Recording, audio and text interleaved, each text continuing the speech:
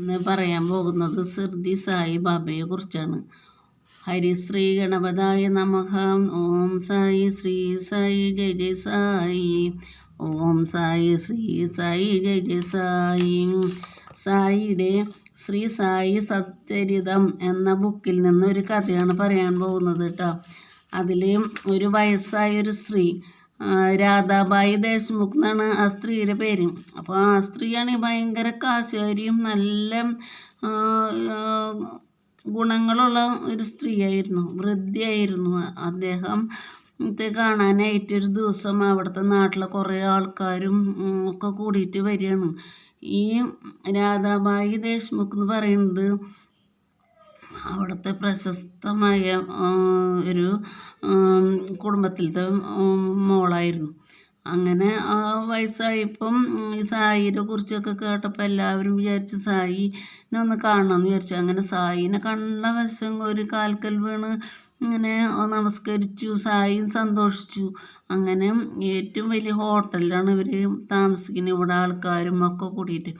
അങ്ങനെ താമസിക്കുമ്പോൾ ഇങ്ങോർക്കൊന്ന് തോന്നി, ഈ രാധാബായി ദേശ്മുഖിന് തോന്നി, എനിക്ക് സായിരെ എന്നൊരു മന്ത്രം അല്ലെങ്കിൽ എന്തെങ്കിലും ഒരു ഉപദേശം കിട്ടിയില്ലെങ്കിൽ ഞാൻ ഒരു തുള്ളി വെള്ളം കൂടി കുടിക്കാണ്ട് ഞാൻ മരിക്കുന്നു പറഞ്ഞിട്ട് വാശി പിടിച്ച് 3 ദിവസം വാശി പിടിച്ച് അങ്ങനെ ഇരിക്കുകയാണ്. അങ്ങനെ ഇരുന്നപ്പോൾ ഈ സായിരെ എല്ലാം ചെയ്തു കൊടുക്കുന്ന ഒരാളുണ്ട്, ശ്യാമ എന്ന് പറഞ്ഞിട്ട്. ഭയങ്കര ഇഷ്ടമാണ് അദ്ദേഹത്തിന്. അപ്പോൾ അദ്ദേഹം പറയും, സായി ഈ വയസ്സായ വൃദ്ധനെ നമ്മൾ കാരണം കൊണ്ട് നമ്മൾ വിളിച്ചു വരുത്തിയിട്ട് വല്ലതും വന്നു കഴിഞ്ഞാൽ നാട്ടുകാർ മുഴുവൻ നമ്മളെ അനാവശ്യം പറയില്ലോ, അതുകൊണ്ട് സായി ഇതിനൊരു പരിഹാരം ഉണ്ടാക്കണം എന്ന് പറയും. അങ്ങനെ ഈ വൃദ്ധയെ വിളിച്ചു വരുത്തിയിട്ട് വൃദ്ധേനെ ഒരു അമ്മയെന്ന് വിളിക്കുക. അമ്മയ്ക്ക് എന്താണ് വേണ്ടത്, അമ്മയ്ക്ക് എന്ത് മന്ത്രമാണ് ഈ മകൻ തരേണ്ടത് എന്ന് ചോദിച്ചപ്പോൾ ഈ രാധാബായി ദേശ്മുഖിന് ഭയങ്കര ഒരു വിഷമമായി.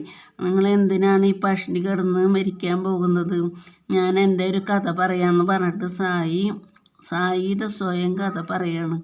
എന്താണെന്ന് വെച്ചാൽ സായിക്ക് ഒരു ഗുരു ഉണ്ടായിരുന്നു.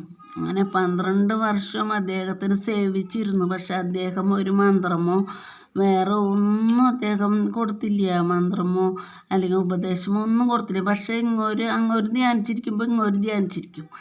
അങ്ങനെ ഇങ്ങോർക്ക് ആ ഗുരു എങ്ങടാ പോകണമെന്നും എവിടെയാ പോകണമെന്നും ഗുരു മനസ്സിൽ എന്താ പറയണമെന്നും ഒക്കെ ഇങ്ങോർക്ക് അറിയായിരുന്നു. പിന്നെ ഇങ്ങോര് പറഞ്ഞു, അതെ എനിക്ക് സ്വയം കിട്ടിയതാണ്, നമ്മളെപ്പോഴും ക്ഷമയും വിശ്വാസം ഉണ്ടെങ്കിൽ നമുക്ക് എല്ലാം നേടാമെന്ന് പറയുകയും ഈ വൃദ്ധയോട് പറയും, നിങ്ങൾ എന്നെ വിശ്വസിക്കുന്നുണ്ടെങ്കിൽ നിങ്ങൾ വീട്ടിൽ ചെന്ന് എന്നെ വിശ്വസിക്കുക, ക്ഷമയോടെ കാത്തിരിക്കുക, അപ്പോൾ എല്ലാം ശരിയാവും എന്ന് പറഞ്ഞ്. അപ്പോൾ ഈ വൃദ്ധ ആ സായിയുടെ കാൽക്കൽ വീണതിന് ശേഷം ഈ സായിയോട് മാപ്പ് പറഞ്ഞ് സന്തോഷത്തോടു കൂടി എല്ലാവരും കൂടി മടങ്ങി. അങ്ങനെ അവിടെ ചെന്ന് ഈ സായിയെക്കുറിച്ച് കൂടുതൽ ധ്യാനിക്കുകയും ഒക്കെ ഇരുന്നപ്പം മരണസമയമായപ്പോൾ ഇദ്ദേഹം സ്വപ്നം കാണിച്ച് ദർശനം കൊടുക്കുകയും അവരെ മരണത്തിലേക്ക് നയിക്കുകയും സന്തോഷത്തോടു കൂടി മരണം വരിക്കുകയും ചെയ്തു. ആൾ പറയുന്നത് എന്താണെന്ന് വെച്ചാൽ, ക്ഷമയും വിശ്വാസം ഉണ്ടെങ്കിൽ നമുക്കിപ്പോൾ എന്ത് കാര്യം നമ്മൾ വിചാരിച്ചു നമ്മളത് നടക്കണമെന്നുണ്ടെങ്കിൽ നമ്മൾ ക്ഷമയോടുകൂടി നമ്മൾ അത് ചിന്തിച്ച് ഇരുന്ന് കഴിഞ്ഞാൽ നമുക്കത് കറക്റ്റായി നടക്കും എന്നുള്ളതാണ് ഈ സായി പറഞ്ഞു കൊടുക്കുന്നത്. ഇപ്പോഴും സായി 125 വർഷം കഴിഞ്ഞിട്ടും മരിച്ചിട്ടും ഇപ്പോൾ 100 വർഷം കഴിഞ്ഞു. എന്നിട്ടും ഇദ്ദേഹം ഇപ്പോഴും അവിടെയൊക്കെ നടക്കുന്നുണ്ട്.